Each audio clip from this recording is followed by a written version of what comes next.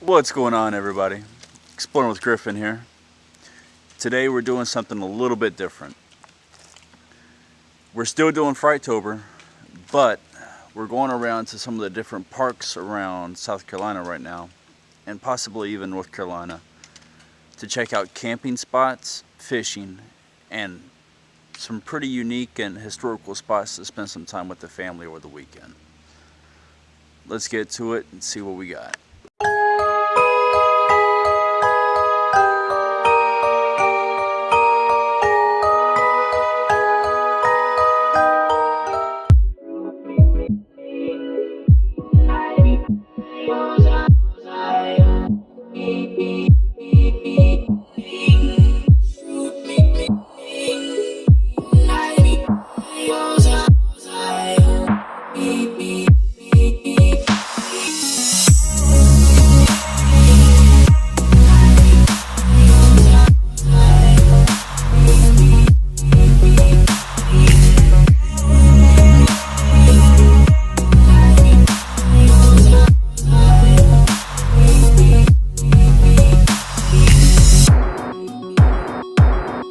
Alright, so when you're coming into the park, after a short drive, maybe 5 to 7 minute drive, the first thing that you're going to come up upon is the visitor center for the park. Now we'll take a look around. There's also a trail here that's 1.5 miles, and it takes you around to the memorial and everything, and the monument they set for the Kings Mountain battle. So let's take a look around and see what's all here.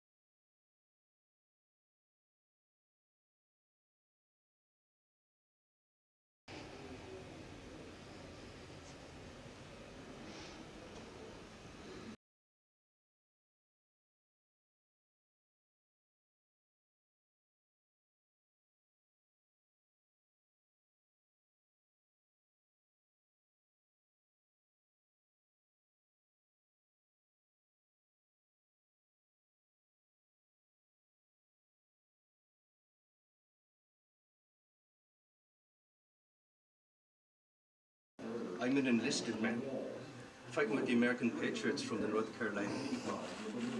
It's a plateau region, nestled against the mountains to our west. It's a welcoming country, where we have established...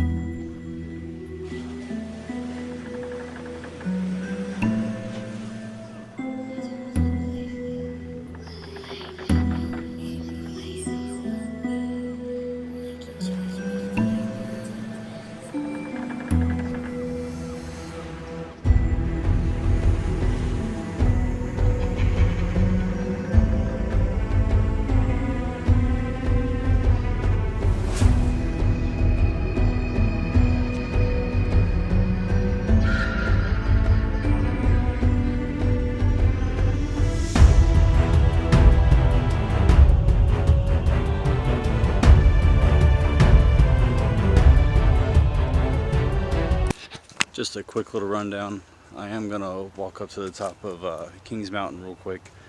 I do want to show you the monuments real quick, and then we'll check out the camping site and the lake as well. Now, a lot of people don't realize how significant the Battle of Kings Mountain actually was. We were essentially losing the Revolutionary War at this point in time. A little bit of a walk. But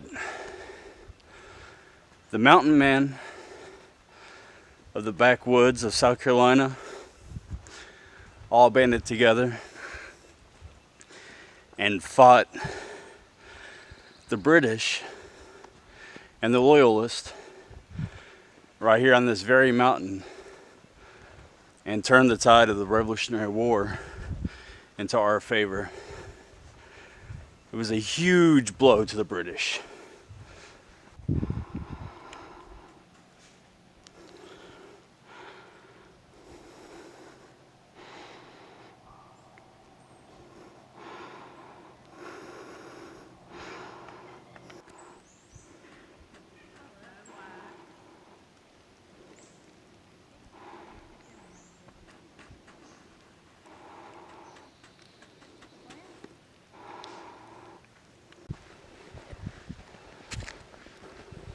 Just showing off a little bit of the upper crest of the mountain.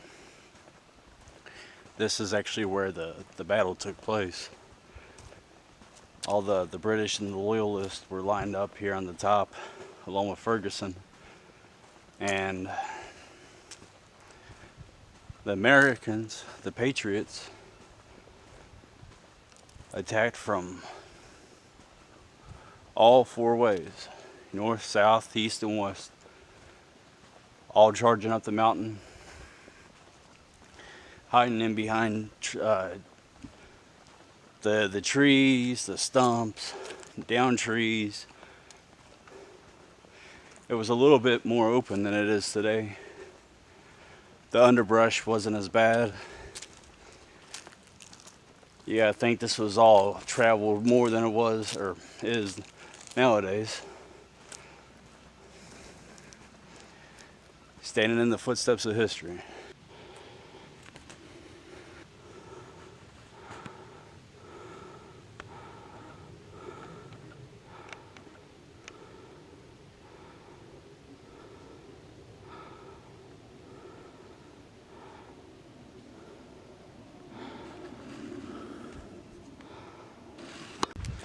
All right, so we've made it to the top of the mountain.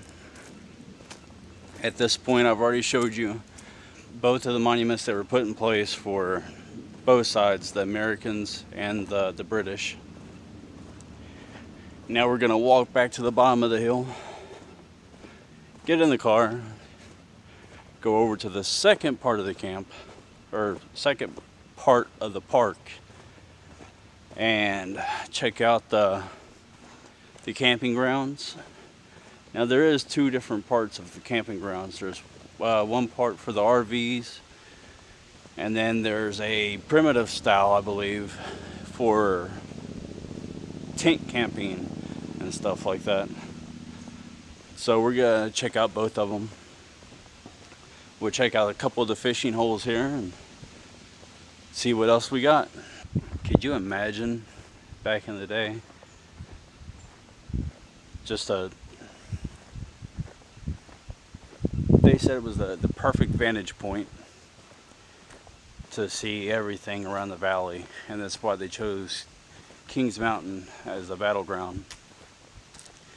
It was actually the British that decided to sit up on top of the mountain and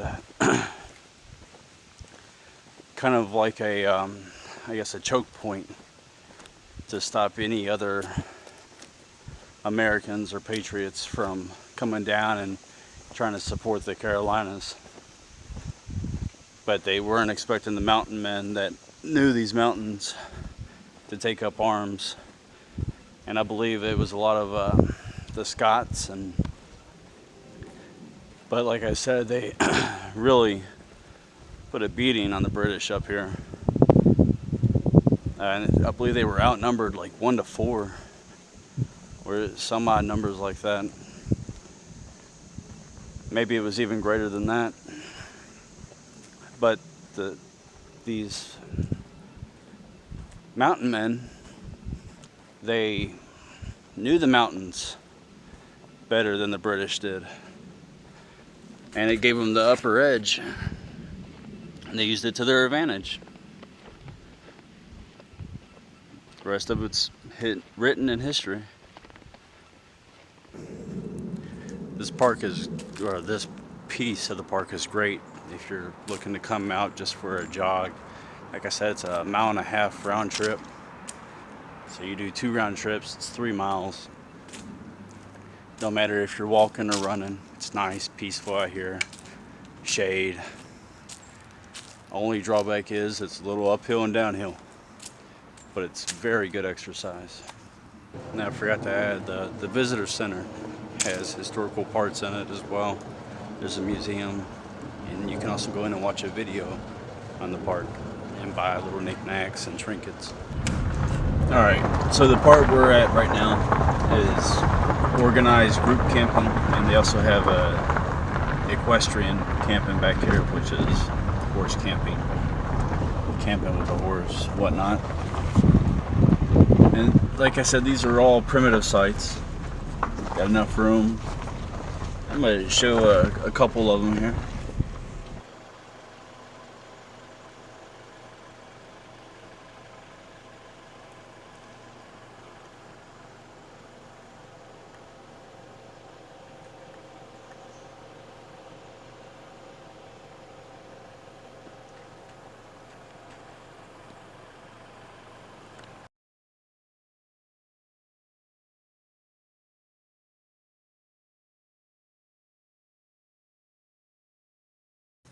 Alright, so right now we're down by the lake,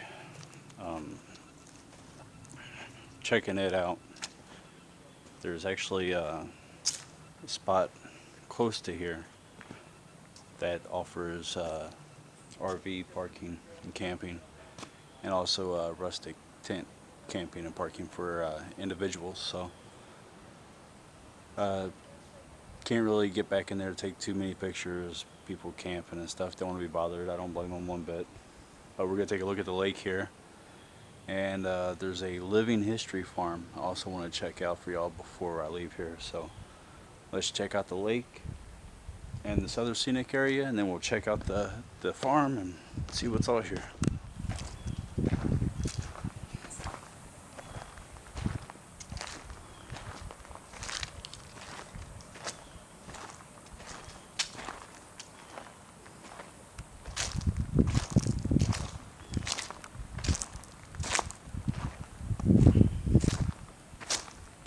Lake isn't too bad. It looks like it's kind of really bad with algae, or I'm lost on it right now.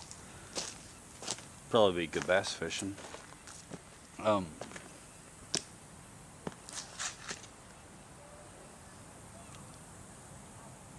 You can rent boats. There's paddle boats here you can rent. I'm not sure how to go about it.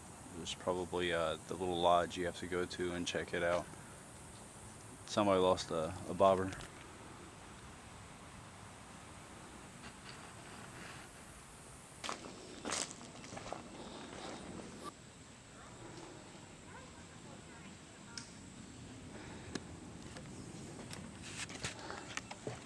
Some different trailheads you can take.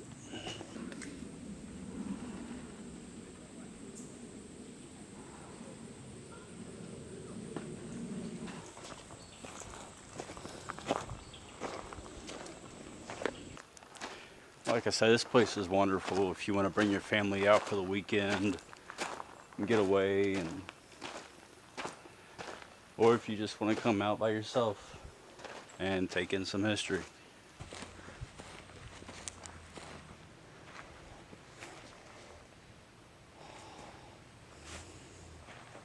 And also, I wanted to add, besides the campsites that I showed you, there's also 2 larger camps that you can rent out for larger groups. One's called Camp York, and I'm not sure what the other one's called, but contact the park and they can give you all the information, as well as how much it is to rent a campsite, whether it's RV or rustic.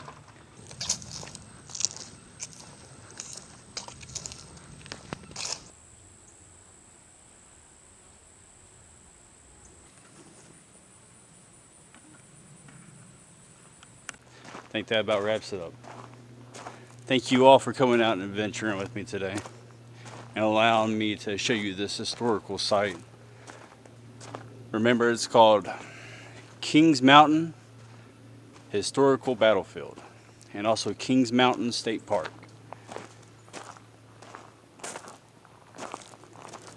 Feel free to contact